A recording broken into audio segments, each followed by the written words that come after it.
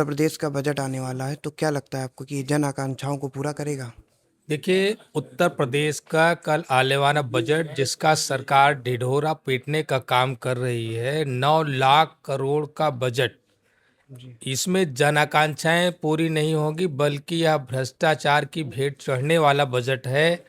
मैं आपके माध्यम से सरकार से सवाल करूं कि यह 9 लाख करोड़ का बजट कहां से आया, तो जवाब मिलेगा कि उत्तर प्रदेश के आम आवाम के खून पसीने से कमाए गए पैसे से, टैक्स से बना हुआ यह बजट।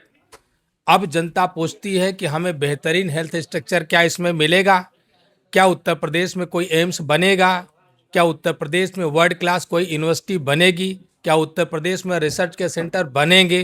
क्या उत्तर प्रदेश के किसानों की जो डीएपी खाद की किल्लत हो रही है उसको दूर करने की कोई योजना इसमें है? क्या जो उत्तर प्रदेश के जो छात्र संघ की बहाली के लिए, जो नौकरी पाने के लिए आंदोलन कर रहे हैं, क्या नौकरियां आप सृजन कर रहे हैं? क्या आप भर्तियां कराएंगे? जिस तरीके से महंगाई, बेरोजगारी चरम पर है, उसको कम करने के लिए आपने कोई बजटीय व्यवस्था करी है?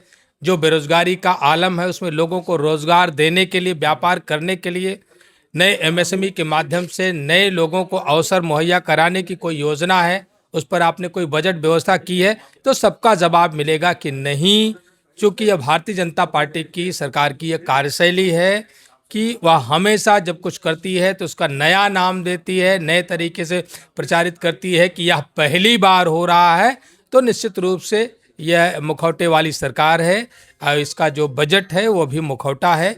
बाकी जनहित के इसका कोई सरोकार नहीं है। सरकार तो कह रही है इस बजट से कि तीसरी बार योगी जी के आने की उम्मीद जग जाएगी। मैं ये कह रहा हूँ कि उम्मीद तो उनको बहुत कुछ है। जिस तरीके से आज उत्तर प्रदेश की धरती पर एक जाति विशेष का जो वर्चस्व है, जो दूसरी जातियों का उत्पीड़न हो रहा है, जो उनकी हकमारी हो रही है, यह उत्तर प्रदेश में पहली बार हो रहा है।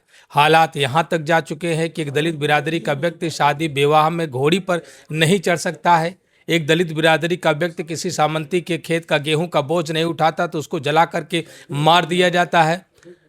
हालत तो ये है कि यहाँ पर जो सामाजिक न्याय पर जो लोग, जो वोट मांगने वाले लोग हैं, सरदार पटेल और बाबा साहब के नाम पर वोट मांगने वाले लोग आज आरक्षण के लिए का ही कत्लेआम कर रहे हैं।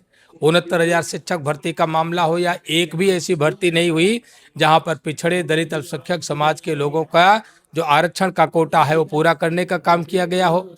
ये पिछड़े दलित समाज का बेटा जब बड़ी नौकरी के लिए जाता है तो उसको नॉट फाउंड सुटेबल कर दिया जाता है। यह अभी उत्तर प्रदेश में पहली बार हो रहा है। जितना उत्तर प्रदेश में यूनिवर्सिटी है, ये सबका साथ सबका विकास की बातें करते हैं, लेकिन सबका साथ सबका विकास चरितार्थ कहाँ करते हैं? उत्तर प्रदेश में 34 विश्वविद्यालय हैं, 34 में से केवल 3 पिछड़े और दलित समाज के कुलपति हैं। तो आप समझ सकते हैं कि सबका साथ सबका विकास कहाँ पर है। ये महज केवल जुमले बोलने का काम करते हैं, धरातल पर सामाजिक न्याय की बात नहीं करते, संविधान की बात नहीं करते। इसलिए हम लोग कहते हैं कि ये लोकतंत्र विरोधी हैं, संविधान विरोधी है, आरक्षण विरोधी हैं और निश्चित रूप से सत्ता के नशे में है।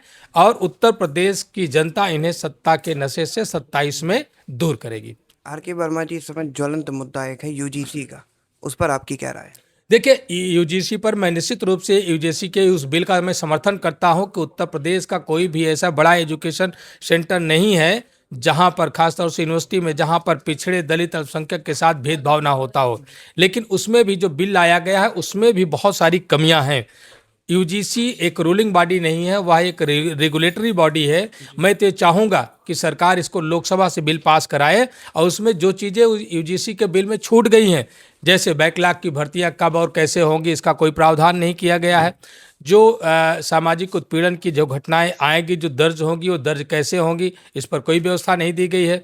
जो एग्जीक्यूटिव काउंसिल से जो कार्य परिषद उनका है, जो वहाँ से जिस तरीके के से भेदभाव किया जाता है, लोगों को अवसर से वंचित करने का काम किया जाता है, लोगों को समय पर प्रमोशन नहीं दिया जाता है, किसी का प्रमोशन रोकने का काम किया जाता है, मनचाहे लोगों का प्रमोशन देकर के उनको वेतन वृद्धि दी जाती है, तो इस पर लगाम लगाने का काम कैसे होगा? मुझे लगता है कि शिक्षा एक राज्य का अपना अधिकार है और इसको उत्तर प्रदेश की विधानसभा से भी यह कानून पास करना चाहिए। और निश्चित रूप से हम लोग इस बात का समर्थन करते हैं कि विश्वविद्यालयों में जिस तरीके से पिछड़े, दलित, अल्पसंख्यक समाज के साथ भेदभाव होता है, अवसर से वंचित करने का काम होता है, आरक्षण की हकमारी होती है, चाहे वो प्रोफेसर हो, चाहे वो छात्र हो, चाहे वो कर्मचारी हो, इस पर लगाम लगनी चाहिए और इस पर एक बेहतरीन कानून बनना चाहिए। आप प्रतापगढ़ से विधायक हैं, तो क्या लगता है 1 साल भी बचा है चुनाव में, तो क्या प्रतापगढ़ में समाजवादी पार्टी अब की बेहतर प्रदर्शन करेगी? प्रतापगढ़ में ही नहीं, पूरे उत्तर प्रदेश में समाजवादी पार्टी बेहतरीन प्रदर्शन करके भारतीय जनता पार्टी को हराने जा रही है। जी, धन्यवाद।